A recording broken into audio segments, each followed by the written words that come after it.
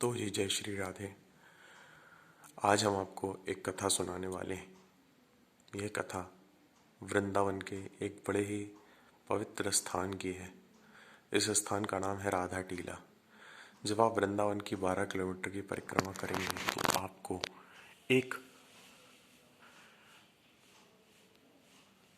जगह ललिता आश्रम ट्रस्ट दिखेगा। ललिता आश्रम ट्रस्ट को जैसे ही आप पार करेंगे तो आपको अंग्रेज मंदिर का चौराहा मिलेगा।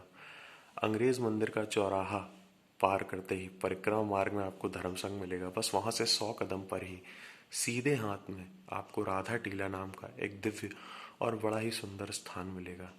इस स्थान की विशेषता यह है कि श्री हरिदास जी, जिन्होंने निधिवन से बांके बिहारी जी को प्रकट किया है, श्री बांके बिहारी जी को प्रकट किया है, जिनके हम दर्शन करने वृंदावन जाते हैं, उनको प्रकट करने वाले श्री हरिदास जी की वंशावली में उनके वंशज हैं ये बांके बिहारी दास जी।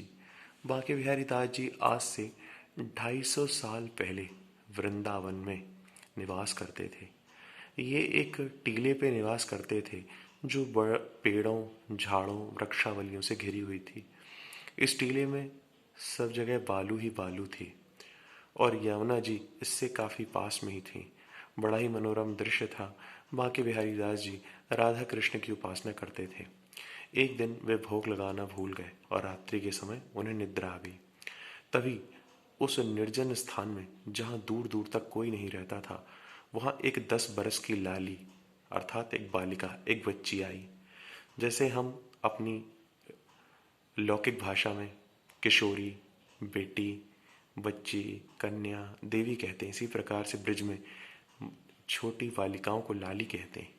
तो वह लाली आई और बोली, बाबा मुझे भूख लगी है। बांके बिहारी दास जी की नींद खुली।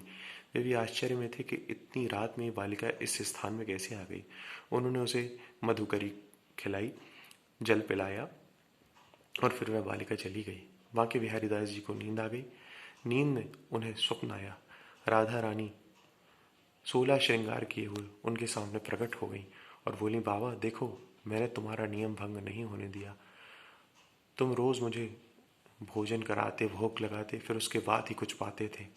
आज तुम भोग लगाना भूल गए, लेकिन ये तुम्हारी राधा स्वयं ही चल करके तुम्हारे पास आ गई और तुम्हारा नियम भंग नहीं होने दिया। तुम्हारे हाथ से ही मधुकरी पाई और यमुना जी का जल पिया।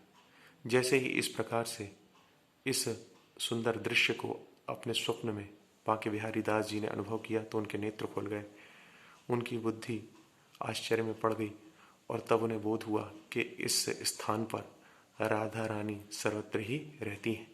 इसलिए बांके बिहारी दास जी ने अगले दिन से अपना भजन और दृढ़ करके राधा रानी की उपासना करना प्रारंभ कर दी और राधा रानी की उपासना करते करते वे उनके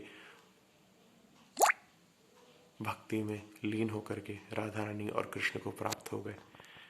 और उन्हीं के इस आश्चर्यमय कथा से इस स्थान का नाम, इस टीले का नाम राधा टीला पड़ा।